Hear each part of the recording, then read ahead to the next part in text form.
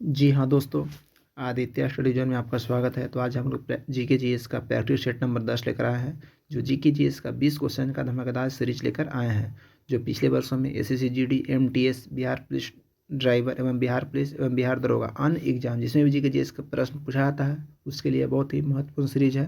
तो आइए अब हम लोग क्वेश्चन नंबर 1 से स्टार्ट करते हैं। तो आप लोग इसका कमेंट में जवाब दीजिएगा कि इसका क्या आंसर होगा। तो आइए क्वेश्चन नंबर 1 हम लोग देखेंगे।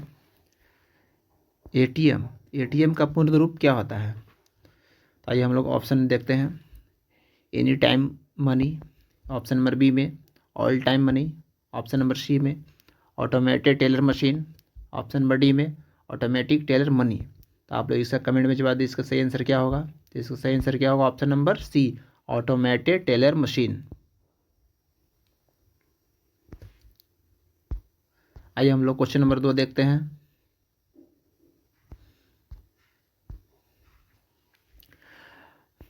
अंतर्राष्ट्रीय हॉकी मैच की अवधि क्या होती है? आप लोग इसका कमेंट में जवाब दीजिए, सही आंसर क्या होगा।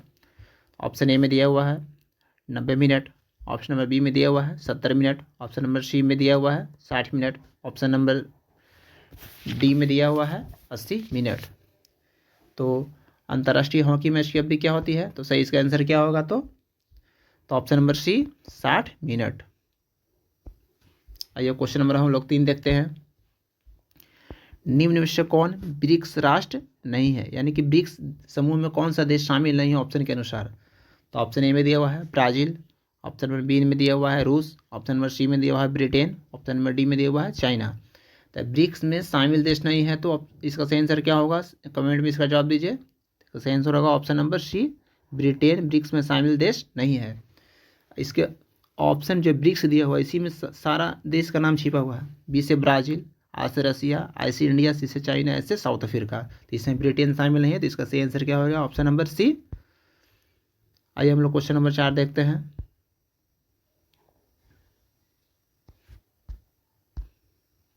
क्वेश्चन नंबर 4, हिंदी दिवस मनाया जाता है, यानी कि कौन सी तिथि को मनाया जाता है? तो ऑप्शन में दिया हुआ है, ऑप्शन ए में 2 अक्टूबर को, ऑप्शन बी में दिया हुआ है 14 सितंबर को, ऑप्शन नंबर सी में दिया हुआ है 22 जून को, ऑप्शन नंबर डी में दिया हुआ है इनमें से कोई नहीं। तो हिंदी दिवस कब मनाया जाता है? तो इसका सही आंसर क्या होगा? कमेंट में इसका जवाब दीजिए। तो इसका सही आंसर होगा ऑप्शन नंबर बी, 14 सितंबर को हिंदी दिवस मनाया जाता है। यही आपसे अगर पूछ देता है कि विश्व हिंदी दिवस कब मनाया जाता है, तो सही आंसर क्या होता? तो 10 जनवरी को विश्व हिंदी दिवस मनाया जाता है। और सिर्फ हिंदी दिवस पूछ रहा है तो 14 सितंबर को हिंदी दिवस मनाया जाता है। आइए हम लोग क्वेश्चन नंबर 5 देखते हैं। जिंदगी नामा उपन्यास किसके द्वारा रचित है? ऑप्शन ए में दिया हुआ है कृष्णा सोप्ती के द्वारा, ऑप्शन नंबर बी में दिया हुआ है फणीश्वर नाथ रेणु के द्वारा, ऑप्शन नंबर सी में दिया हुआ है सी पूजन सहाय के द्वारा, और ऑप्शन नंबर डी में दिया हुआ है कृष्ण कुमार के द्वारा। तो जिंदगी नामा उपन्यास जो है किसके द्वारा रचित है? तो इसका सही आंसर क्या हो जाएगा? तो option number A, Krishna Sobti के द्वारा लिखा गया है। आइए हम लोग क्वेश्चन नंबर 6 देखते हैं।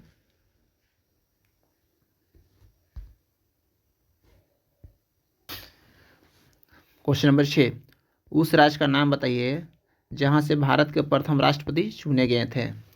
ऑप्शन ए में दिया हुआ है उत्तर प्रदेश से, ऑप्शन नंबर बी में दिया हुआ है मध्य प्रदेश से, ऑप्शन नंबर सी में दिया हुआ है पश्चिम बंगाल से, ऑप्शन नंबर डी में दिया हुआ है बिहार से।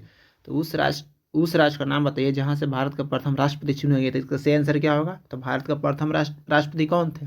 तो डॉक्टर राजेंद्र प्रसाद थे। और डॉक्टर राजेंद्र प्रसाद बिहार से बिलोंग करते थे, वो भी बिहार के सीवान जिला के जीरादेई गांव से बिलोंग करते थे। इसका सही आंसर क्या होगा? ऑप्शन नंबर डी, बिहार हो जाएगा इसका सही आंसर। आइए हम लोग क्वेश्चन नंबर 7 देखते हैं। क्वेश्चन नंबर 7, जयप्रकाश पुल या जेपी सेतु निम्न में से किस नदी पर स्थित है?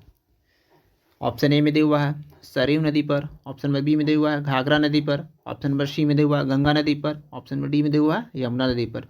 तो इसका कमेंट में इसका जवाब दीजिए, इसका सही आंसर क्या होगा? तो ऑप्शन नंबर सी, गंगा नदी पर जेपी सेतु पुल स्थित है। आइए हम लोग क्वेश्चन नंबर 8 देखते हैं।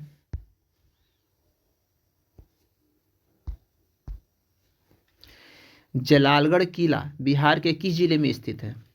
ऑप्शन ए में दिया हुआ है भागलपुर जिले में स्थित है, ऑप्शन नंबर बी में दिया हुआ है किशनगंज में स्थित है, ऑप्शन नंबर सी में दिया हुआ है कि पूर्णिया में स्थित है, तो ऑप्शन नंबर डी में दिया हुआ है अररिया में स्थित है। तो जलालगढ़ किला जो है से बिहार के कौन से जिला में स्थित है?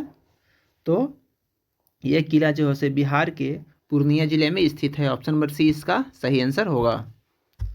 आइए हम लोग क्वेश्चन नंबर 9 देखते हैं। एक बीज है, यानी कि एक बीज क्या है? ऑप्शन के अनुसार देखिए आप लोग। ऑप्शन ए में दिया हुआ है जुड़े हुए कार्पल हैं। ऑप्शन नंबर बी दिया हुआ है पका हुआ बीजांड है। ऑप्शन नंबर डी सी में दिया हुआ है पका हुआ अंडाशय है। ऑप्शन नंबर डी में दिया हुआ है पका हुआ भ्रूणपोष है। तो इसका सही आंसर क्या होगा? एक बीज क्या है? तो इसका सही आंसर होगा पका हुआ बीजांड है। ऑप्शन नंबर बी इसका सही आंसर होगा। आइए हम लोग क्वेश्चन नंबर 10 देखते हैं। क्वेश्चन नंबर 10, ईसीजी संबंधित है, यानी कि ईसीजी मानव शरीर के किस चीज से संबंधित है? ऑप्शन ए में दिया हुआ मस्तिष्क से। ऑप्शन नंबर बी में दिया हुआ है किडनी से। ऑप्शन नंबर सी में दिया हुआ है हृदय से। ऑप्शन नंबर डी में दिया हुआ है इनमें से कोई नहीं। तो ईसीजी का संबंध मानव शरीर के किस अंग से संबंधित है? यानी तो इसका सही आंसर क्या हो जाएगा? आप इस कमेंट में इसका जवाब दीजिए। तो ईसीजी का संबंध हृदय से संबंधित है। यही आपसे अगर ईईजी पूछ देता तो ईईजी का संबंध किससे था? तो मस्तिष्क से था। लेकिन यहाँ पे ईसीजी पूछ रहा तो हृदय से संबंधित है। आइए हम लोग क्वेश्चन नंबर अब 11 देखते हैं।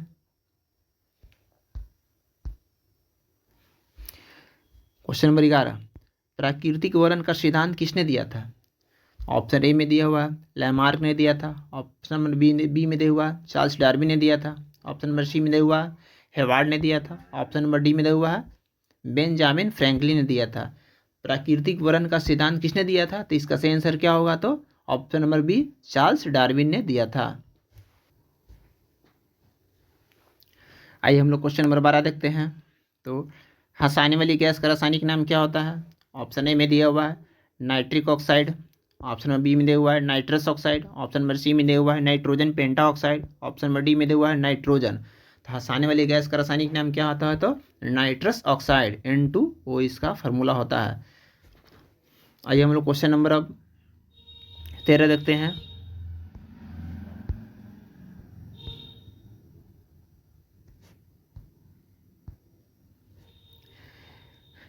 यूरेनियम 92-238 के नाभिक में नहीं होता है, मतलब ऑप्शन के अनुसार क्या नहीं होता है?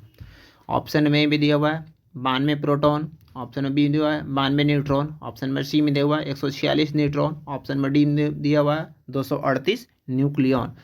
तो यूरेनियम 92-238 के नाभिक में क्या नहीं होता ऑप्शन के अनुसार? तो 92 इसमें न्यूट्रॉन नहीं होता है। इसमें न्यूट्रॉनों की संख्या कितनी होती है? तो 146। 238 माइनस 92 और 146 होना चाहिए, लेकिन यहाँ पे 92 भी दिया हुआ है, इसलिए इससे ऑप्शन नंबर बी इसका गलत आंसर होगा।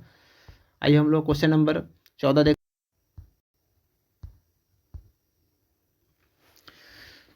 क्वेश्चन नंबर 14, जल का वाष्प में परिवर्तन क्या कहलाता है? ऑप्शन ए में प्राकृतिक। ऑप्शन नंबर बी में भौतिक। ऑप्शन नंबर सी में सामाजिक। ऑप्शन नंबर डी में जैविक। तो जल का वाष्प में परिवर्तन क्या कहलाता है? तो इसका सही आंसर क्या हो जाएगा? तो ऑप्शन नंबर बी भौतिक परिवर्तन कहलाता है।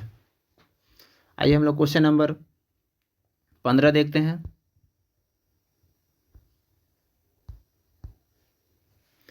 डायनमो किस सिद्धांत पर आधारित होता है? ऑप्शन नंबर ए में दिया हुआ है एम्पियर के नियम पर आधारित होता है। ऑप्शन नंबर बी में दिया हुआ है फैराडे के नियम पर आधारित होता है। ऑप्शन नंबर सी में दिया हुआ है गाउस के नियम पर आधारित होता है। ऑप्शन नंबर डी में दिया हुआ है कूलाम के नियम पर आधारित होता है। तो डायनमो जो है किस सिद्धांत पर आधारित होता है? तो इसका सही आंसर क्या हो जाएगा? तो ऑप्शन नंबर बी फैराडे के नियम पर डायनमो आधारित होता है। आइए हम लोग क्वेश्चन नंबर 16 देखते हैं। निम्नलिखित में से किसकी तरंगदैर्घ्य सबसे कम होती है? यानी कि किस किरण की तरंगदैर्घ्य सबसे कम होती है? तो ऑप्शन ए में दिया हुआ है एक्स किरणें की। ऑप्शन नंबर बी में दिया हुआ है प्रवैगिक किरणें की। ऑप्शन नंबर सी में दिया हुआ है अवरक्त किरणें की। ऑप्शन नंबर डी में दिया हुआ है दृक्स किरणें की। तो इसका कमेंट में इसका जवाब दीजिए। तो निम्नलिखित में से किसकी तरंगदैर्घ्य सबसे कम होती है? तो इसका सही आंसर क्या हो जाएगा? तो 16 क्वेश्चन का तो एक्स किरणें की तरंगदैर्घ्य सबसे कम होती है। ऑप्शन नंबर ए इसका सही आंसर होगा। आइए हम लोग क्वेश्चन नंबर 17 देखते हैं।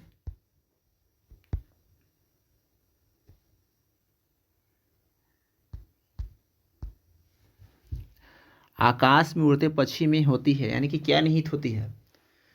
तो ऑप्शन ए में दिया हुआ है गतिज ऊर्जा। ऑप्शन नंबर बी में दिया हुआ है स्थितिज ऊर्जा। ऑप्शन नंबर सी में दिया हुआ है न तो गतिज ऊर्जा और न ही स्थितिज ऊर्जा। ऑप्शन नंबर डी में दिया हुआ है गतिज ऊर्जा और स्थितिज ऊर्जा दोनों। यह प्रश्न परसों की ही एग्जाम यानी कि 4 तारीख के एग्जाम में ही ग्रुप डी में यह क्वेश्चन पूछा गया था। आइए हम लोग इसका सही आंसर क्या होगा कमेंट में इसका जवाब दीजिए। तो आकाश में उड़ते पक्षी में क्या होता है, तो इसका सही आंसर होगा गतिज ऊर्जा और स्थितिज ऊर्जा दोनों होती है। ऑप्शन नंबर डी इसका सही आंसर होगा। आइए हम लोग क्वेश्चन नंबर 18 देखते हैं।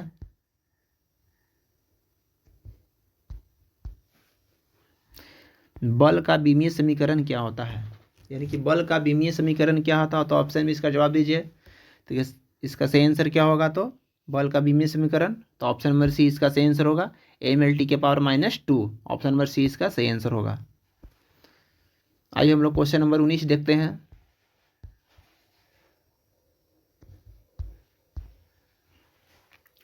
प्रधानमंत्री आदर्श ग्राम योजना कब शुरू किया गया था। ऑप्शन ए में वर्ष 2009 से 2010 में, ऑप्शन नंबर बी में वर्ष 2012 से 2013 ईस्वी में, ऑप्शन नंबर सी में वर्ष 2010 से 2011 ईस्वी में शुरू किया गया था, ऑप्शन नंबर डी में वर्ष 2008 से 2009 में शुरू किया गया था। तो प्रधानमंत्री आदर्श ग्राम योजना कब शुरू हुआ था, तो ऑप्शन ए भी इसका सही आंसर होगा वर्ष 2009 से 2010 में स्टार्ट हुआ था प्रधानमंत्री आदर्श ग्राम योजना। आइए हम लोग क्वेश्चन नंबर 20 देखते हैं और आज का ये लास्ट क्वेश्चन होगा। देश की प्रमुख आर्थिक समस्या क्या है। ऑप्शन के अनुसार देखिए उच्च शिक्षा, ऑप्शन नंबर बी में दिया हुआ है खाद्यान्न की प्रचुरता, ऑप्शन नंबर सी में दिया हुआ है क्षेत्रीय समानता, ऑप्शन नंबर डी में दिया हुआ है गरीब तथा बेकारी। तो देश की प्रमुख आर्थिक समस्या क्या होता है, तो इसका सही आंसर क्या होगा, तो गरीबी तथा बेकारी इसका प्रमुख कारण होगा। ऑप्शन नंबर डी इसका सही आंसर होगा। तो अगर आप लोग ये सीरीज अच्छा लग रहा हो तो अपने दोस्तों के साथ शेयर जरूर करें और आप लोग सब्सक्राइब चैनल नहीं किए हैं तो चैनल को सब्सक्राइब और बेल आइकन अवश्य प्रेस करें और कमेंट में जवाब दें कि आगे हम वीडियो किस चीज़ पर लाएं और क्या लाएं। तो मिलते हैं नेक्स्ट वीडियो में। Thank you so much.